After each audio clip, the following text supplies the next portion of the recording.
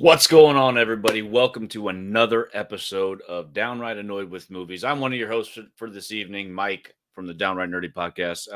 Jackson, whose channel we're on, he's off watching the his beloved Lions lose again to the to the Los Angeles Rams. So hope he's having a good time down in LA, enjoying the weather.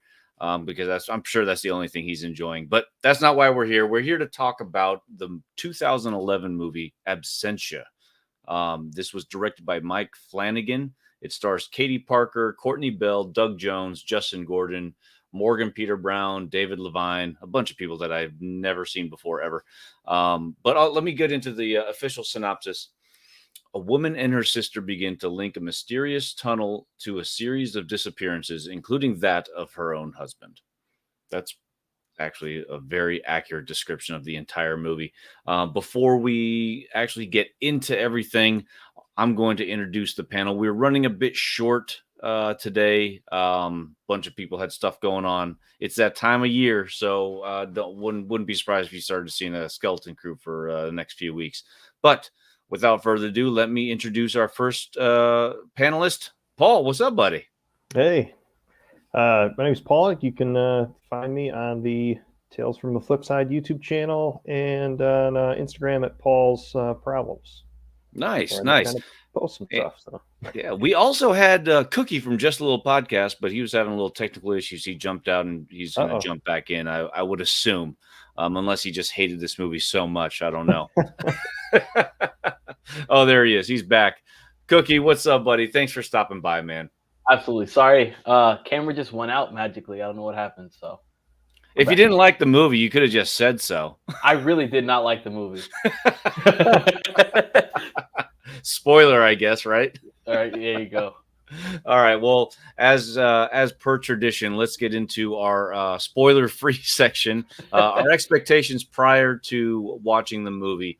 I picked this movie because I've been on a Mike Flanagan kick. He most recently directed the TV shows Midnight Mass and Haunting of Hill House.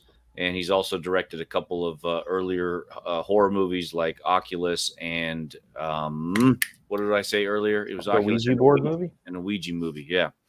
So coming off of Midnight Mass and Haunting of Hill House, two shows that I loved extremely, due mostly in part to the very well done character development. I was expecting that as well. I was expecting this to be a really fun horror movie, and I was just looking at any Mike Flanagan. I just put a bunch of Mike Flanagan movies on my little wheel when I got chosen. So that coming into this, I had higher than normal expectations to watching it. How about you, Paul? I don't know what to expect. I was kind of intrigued. I didn't know what the word absentia meant, so I was like, I guess I'll find out what that means. I didn't know how they were going to use it in the film, etc. But I was looking forward to it. I didn't watch the trailer. I just jumped right in, so I really didn't know what to expect. Awesome. Cookie? So you guys know me. I'm biased when it comes to anything scary. So right off the bat, my expectations were low. I knew I was going to get into this movie like hating it because I didn't want to have nightmares. So I went to church this morning. I prayed to God. I said, hey, deliver me from evil in the name of the Father, the Son, and the Holy Spirit. I did the whole thing, even though I'm not Catholic. But all in all, like I did kind of like what Paul did. I had no idea what this film was about. I didn't know anything at all. So I had really low expectations, hoping that maybe I might be surprised and actually enjoy it. So yeah, that's kind of like where I stand on it. All right, cool. Let's get to the spoiler-free review of the film. I'll start off. So it did not meet my expectations. It was a very different movie than what I expected. I didn't watch the trailer as well. I do remember when I chose the movie a couple of weeks ago now that Ryan, one of the other panel members here, he had said that this is one of his earlier films, not his best. So in that, just hearing that, I was already kind of like, all right. And then after watching it, I understood. But I won't get into too many spoiler things about it, because there is once we start talking about it, I know I'm going to spoil the film. So my spoiler-free review, I probably would not recommend it to anybody else if you're looking for a Mike Flanagan film, or if you're looking for a kind of a paranormal-ish type of thriller. I don't know, what would you kind of categorize this genre-wise? Yeah, I don't. Something like that. Yeah, something like That's that. kind of it, right? Like a mystery almost. Mystery, maybe Mhm. mystery, psycho, or not psychiatric, but like a ghostish kind of paranormal kind of thing. Yeah, but no, I would not recommend it. Paul? I would recommend it if you like films that you could discuss a lot about, like what a film could be versus what you saw on TV. If you want to kind of go off your own little path and your own theories and things, I think this is a fun movie that could be watched maybe even a second time. Cookie? I think it's a very interesting film, especially not knowing what to expect and having the option to believe certain things. I think, like Paul said, you really can divide into different ways on how you can interpret what the film is actually trying to say, what's actually happening. And it seems like that kind of goes throughout the film, that same concept. I'm with Mike, though. I'm not going to recommend this film. I think it was a film that could have been, a lot more developed, a lot more thought could have been put into it to make it something that would be enjoyable for sitcom. Cool. All right. Let's get into spoilers now. I'll just go over kind of like what happened, kind of beginning, middle, and end kind of deal. So it starts off. We find out there's this lady. She lost her husband like 7 years prior. He was just last seen taking a jog or something like that, and was never seen again. She's putting up flyers all over the place, and at this point, she's getting ready to declare him, I guess, legally dead. Her sister, like I guess, like the black sheep of the family, she's kind of a drug addict kind of deal, recovering drug addict. She comes to stay with her. I guess she's also pregnant with whom we don't know. Actually, throughout the entire movie, we don't really know. Although we're kind of insinuated. Is it the cop? Yeah, it's a detective. Okay, so it turns out that throughout the investigation of her missing husband, she developed this relationship with the cop, gets pregnant by him, and later on in the movie, we find out that her husband's not the only one that's disappeared from this town. Apparently, there's this tunnel that in the neighborhood that goes from like the residential neighborhood into like a park-ish area or some other area or whatever. But in the tunnel lurking is this entity that's never really completely explained. But apparently, people have been missing from the neighborhood for centuries or something like that. Yeah. And turns out that dude comes back out of nowhere, somehow finds his way back, and it almost seems like he didn't really know if where he was real. He's having some major, I guess, identity issues kind of thing, because he's been trapped wherever. We're, as the audience, we're kind of led to assume that he's been trapped in some kind of like purgatory, I would assume. Something similar. And he's not the only one. There's a couple other people that reappear and then disappear again. There's some entity that keeps dragging them back into this tunnel. And yeah, that's kind of it. Towards the end, the wife goes into the tunnel looking for him. She disappears. The sister goes in looking for her. She disappears. And then finally the cop is like, oh my gosh, this is actually something that might be happening, because he has no other answers, and I guess the rule of thumb for that he was going on the Sherlock Holmes method, where or was it Sherlock Holmes or whatever? What was the saying? He says, whatever the solution is, however or like method of subtraction. Like no matter what. Okay. I think that is Sherlock Holmes. The craziest answer is the most likely, or something like this. Or whatever the answer is, however crazy it may sound, has to be the logical answer. The correct one, right? Yeah. Right. Something like that. But either way, that pretty much it. It kind of ends by the cop, putting up his own flyers saying like, "Hey, I'm looking for these people," kind of thing. I will say that this, like, while I didn't enjoy it as much, the strengths of this movie are definitely in the themes, I think, of loss and drug addiction and family. Those three things, I think, are the big positives that come out of this movie. But I think there needed to be a little bit more character development, a little bit more dialogue. The dialogue, there wasn't a lot of dialogue for most of the movie. Yeah. And I think it would have, I understand where I think he was trying to go with it, but it didn't feel like it hit as hard with me, at least. And which is why I kind of leaned towards where I was leaning. Yeah, it almost feels like a rough draft. Yeah. And that's what I meant earlier, where if you can imagine how good it could be. And I don't know, that it could almost be like a Paranormal Activity. They could turn it into a series and do a prequel, hundreds of years ago or something, because that tunnel's modern. It wasn't always there. Mm-hmm. Yeah, I don't know. I liked it, and I guess the further I get from watching it, or the further I did get from watching it, the more I liked it, because it ended, and I was just kind of like, yeah, that was interesting. And then I thought about it. I was like, yeah, that really could have been an amazing film, or it needs to be redone. Yeah, possibly. Sure. Yeah, I think there is a remake on Netflix, same title. So when I looked it up, I was like, "Oh, let me check to see if it's on Netflix." It came to a show, right? Yeah, there's a show. I think it's like a 10-part series or whatever. Huh. So I don't know how they expanded on, but it's fairly new. I think it's like only 2010 or 2020. Is it for sure related? That I'm not sure. I saw the name, so I was about to go and click on it, trying to see if I can find this to watch. We'll find out. Not now, though. We need all the internet you can spare, Cookie.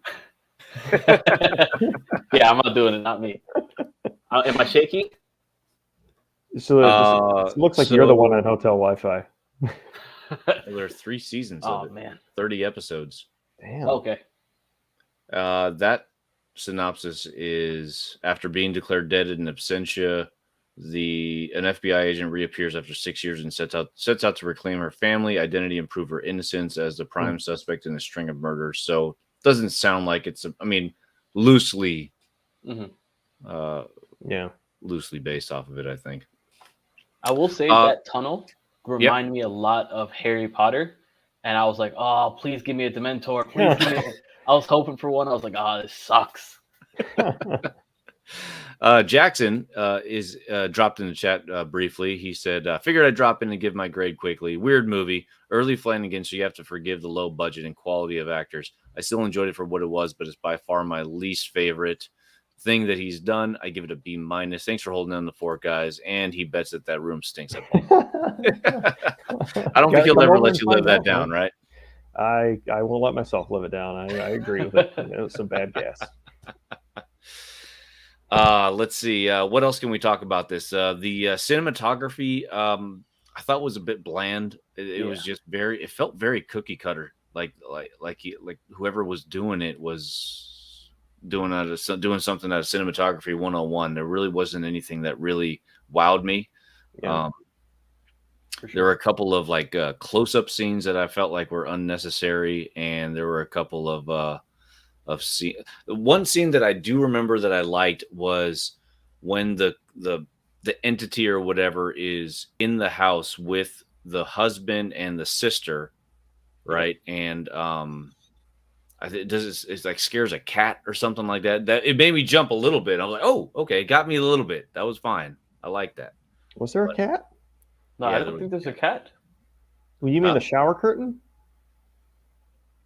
Shower curtain, cat, I don't know, whatever. I don't remember the cat, so I'm trying to think. This is how memorable this movie was for me. There was something that made me jump, and I just remember it being. It kind of makes you, into your own psychological part of it, like what would you do if your loved one just disappeared? Because all the characters run through, or all the characters who suffer the loss run through these random scenarios of what their loved one would have done. Just walked off, at the end of the sisters just walked off and said, forget this, and what, just all the crazy scenarios of where someone could have just literally disappeared to, other than this mystery dimension with a silverfish creature. Yeah. And it's funny, like the like where, like the timing of everything. He comes back literally the day that they're about to move. Yeah. The coincidence part was just a little too nice and neat for me. I don't know. So, I don't know. Was there some sort of like symbolism in the time that he returned? No, not symbolism in my opinion, but the sister was in the tunnel and saw another guy from the neighborhood who disappeared, and she thought he was homeless, and then somehow she ended up accidentally trading with the creature, and that's what brought the wife's her brother-in-law back. Got it. Okay, I was confused about that. So because she left that stuff, and then the other dude said, "Don't leave anything," because apparently he knew about it, right? Yeah. So there was another character who was leaving stuff by the tunnel for his dad, who was kidnapped or abducted, whatever you want to call it. And he said, "Don't do it. Don't leave it there. Don't trade with it." And later you find out that what he's leaving is animals from the neighborhood, because you don't know till that point why there's so many missing animals from the neighborhood as well. Like, is the creature just taking people and animals? But it turns out that this guy's son was putting local animals from the neighborhood, giving it to this creature to feed to them, because when the husband came back, they found animal bones in his stomach. Yeah.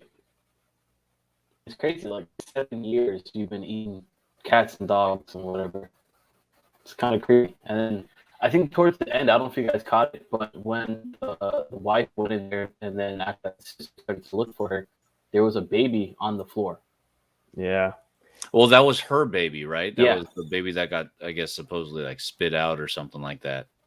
So I was like, oh, jeez. Yeah. I mean, that in and of itself is tragic. That was probably the most effed up part of the movie, in my opinion. Because she was trying to trade her. I was assuming she was trying to trade herself for her sister. Mm-hmm. And then it just said, well, I can have you both. Yeah. Yeah, maybe. I almost actually even took it like you trade herself for the unborn child too. Mm-hmm. Well, I figured both. Yeah. But true. Yeah, it was oof. There could be so much potential. Like even exploring what the creature was. I think that there's so much missed opportunity that could have happened from here. I think Jackson nailed it on the head, though. I mean, like the low, in addition to the low budget and low budget like C-list actors that they had, nothing was very believable to me, especially with the main sister that lost the husband. I felt like every time she cried, it looked forced and just fake. It didn't feel real. Yeah, right. Yeah, absolutely. I did like the effects of the people in the walls. It kind of reminded me of Freddy Krueger a little bit. Mm-hmm. Okay. Yeah. Let's see. Sound and music. Was there anything? I thought the music was actually fine. I remember noting that while I watched it a couple weeks ago. I feel like they used the music as a lot of filler, like while she is jogging and jogging again, and just kind of like trying to fill time. There was a lot of that, right? I mean, it just felt like it just went on and on. Like I felt like I got tired from her jogging. Right. You know? Yeah. But I mean, what else really is there much more to say about this? I mean, we kind of knew that this was going to be a quicker review going in, but I mean, I don't know if I would live in the same house for 7 years, because the detective was like, you need to leave. This neighborhood's crap, because they thought somebody broke into the house when all those trinkets were left on the sister's and supposedly pillow. She's in a bad neighborhood too. It's like, I guess though, she's probably hoping that he comes back to the house, right? Well, you're right, because in one of the her mental scenarios, he had amnesia and then woke up and just started a new life somewhere. Yeah, I can buy that. Yeah. So, Either way, anybody else have any final thoughts? I really don't. There's really not much more. Which one do you think is a scarier neighborhood? This neighborhood or Hopkins? Say that again, Cookie. You broke up a little bit. Which neighborhood do you think is scarier? This neighborhood or Hopkins neighborhood from Stranger Things? Oh, Hopkins for sure. Yeah, Hopkins. This is nowhere near the. I mean, well, one in the world building, and then two in the Upside down. You don't really meet anybody else from this neighborhood other than this family and the cops, right? And the one dude, yeah. For the most part, we really don't get anything else other than some cookie cutter characters. The only thing I couldn't figure out for the movie is why that the kid who we were talking, well, he's grown up now, but the man who was kidnapping the animals to feed his dad, apparently, or whoever else was in there, his dad gets spit out by the creature, and they find the dimension or whatever, and they find his dead body at the end of the tunnel. And I don't remember that being explained as what happened to either anger the creature or whatever. The way that I kind of took it was they were like the husband and the dude was able to escape. I think they've been trying for years, trying to find an opening of some sort. He said it's sleeping because when she thought he was homeless, he's like, you can see me. It must be sleeping. Yeah, maybe.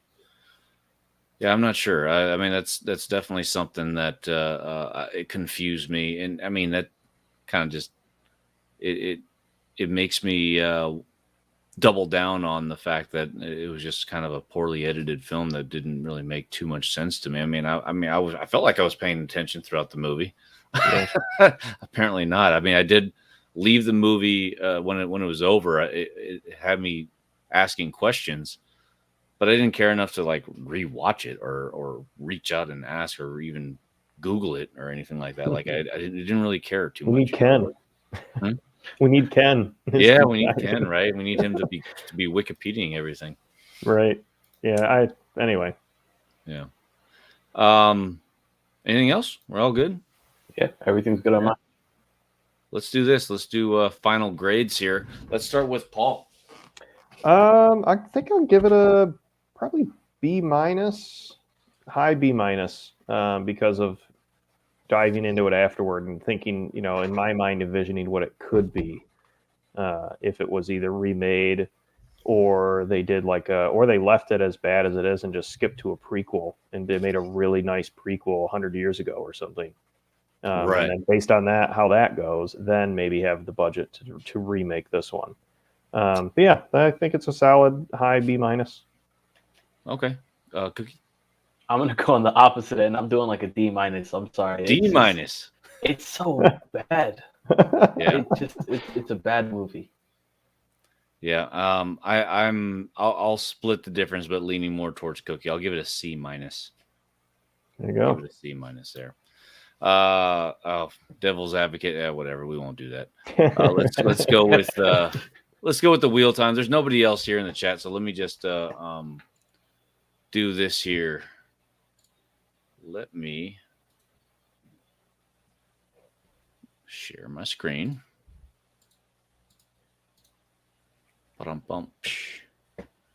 Let's see. Who do we need to take out? We need to take you out, and we need to take you out.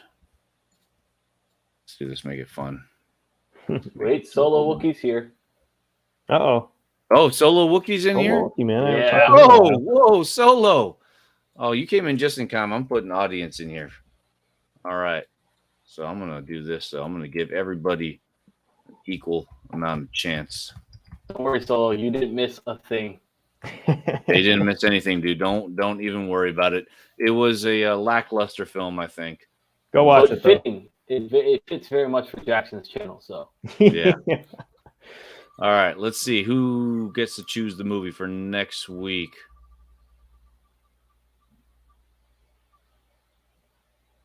Oh, there you go. Double header. 2 Halloween. weeks in a row. Just saying. 2 weeks in Solo. Hey, we're really happy that you were able to make it. Finally able to catch a live again. We're happy to have you, man. I appreciate you, man. Thank you. So it's my turn for next week. And next week is Halloween. So I'm going to do this. Let's see. I'm going to stop this screen here real quick. Do I have another... My current movie picks. Why aren't you loading? Load.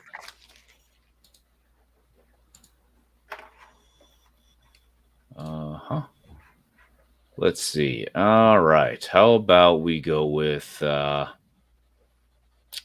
No. How about we do this?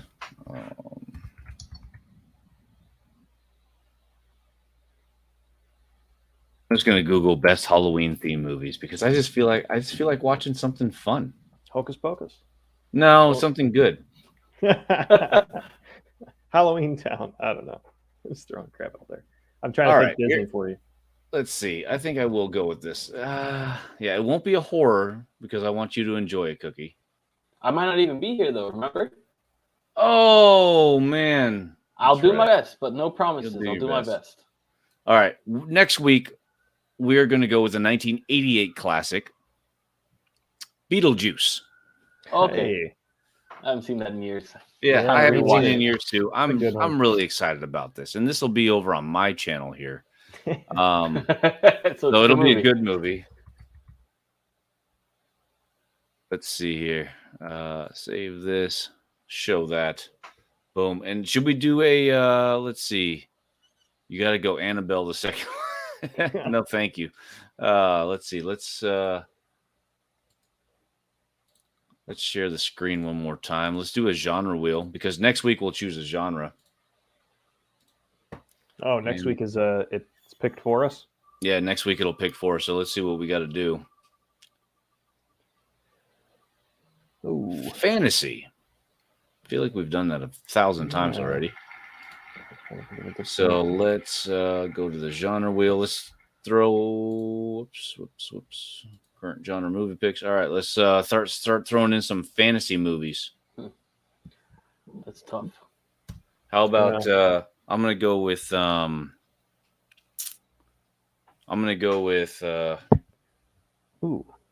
Let me what? Google it. I'm googling the name of something before I forget.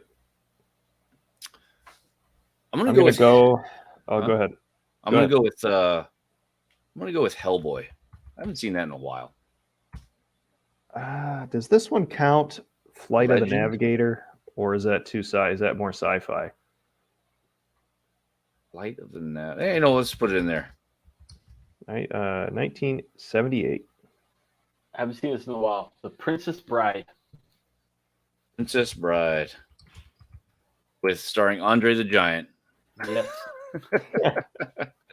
Now that's somebody who Bride. can And then Solo Wookiee threw in Legend and Krull. Why not? Which legend is this? I mean, I feel like there's like 1,000 legends. Anyway, that should be fine. I'm sure we'd be able to figure that out.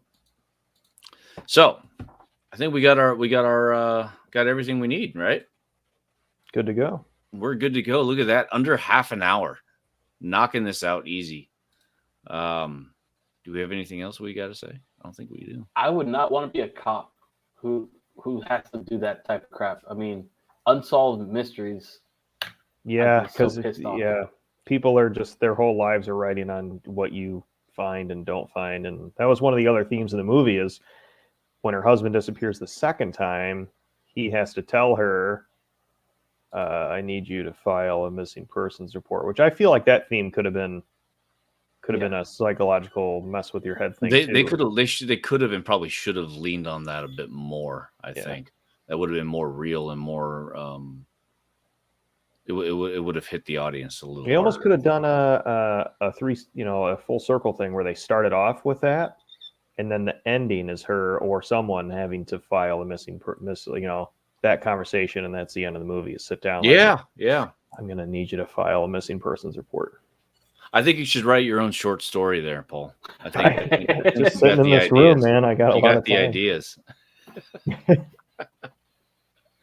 Solo Wookiee says Legend, the one with Tom Cruise and Tim Curry. So, all right, cool, sweet. Hey, would you count Big as fantasy? Oh yeah. I'm gonna throw that. That's a great movie too. I haven't seen that in a while. Save that. Cool. All right, nice, man. Well, Cool. Let's say our goodbyes here real quick. Let's start with Paul. Hey, my name is Paul. You can find me on Instagram, Pauls_problems, and I just kind of post whatever I want, funny stuff and things. And you can find me when I can make it. Hopefully tomorrow night I can, on the Tales from the Flipside YouTube channel about 9:30 Eastern. Hell yeah, man. Hell yeah. You definitely check out his Instagram. He's got some funny shit going on. Great stuff. Yeah. Thanks, Cookie. guys. My last episode is going to air on Tuesday. So it's going to be a while. Could be on hiatus for either a month, 2 months. So possibly either come back in December or come back in January. We'll see what happens. I'll still be on Instagram, still be on Twitter. You can find me at Just So Podcast on Instagram, at Just Podcasting on Twitter as well. I might go and hop on Twitch and shoot up a couple of people. We'll see what happens. We'll see. But yeah. Nice, man. And you can find me here on Jackson's channel and on my channel every other week. Links are down in the description below. Next week, we'll be talking about Beetlejuice 1988. That's going to be a ton of fun, I think. I think next week for Halloween. Don't know if we're going to be doing it on Saturday or Sunday this week. I'm going to try to do Saturday, I think, just because I'm going to be trick-or-treating with my nieces and nephews. So I'd like to do that. We'll see what everybody else schedule is going on. Me and Cookie, we just recorded our last episode review for Fake Nerd Watch over on the Fake Nerd Podcast. Their link is down below as well. Us, in addition with Brandon, he hosted episode by episode watch of Star Trek Lower Decks, which in my opinion is the best thing Star Trek to come out since Enterprise. And let's see, next Monday, a week from tomorrow, I will be on John's Comics with Kids, Comigories. So go check that out. Go check out his channel. It's a really, really fun comic book game show. I've only been on once and I failed miserably, so I'm hoping for a little redemption. My revenge game is upon me. I got to make sure I'm lock loaded and ready. So that's it. That's all I got going on. So, hey, thanks, everybody. Hope everybody has a good rest of your evening. If we don't see you next week, happy Halloween. See ya.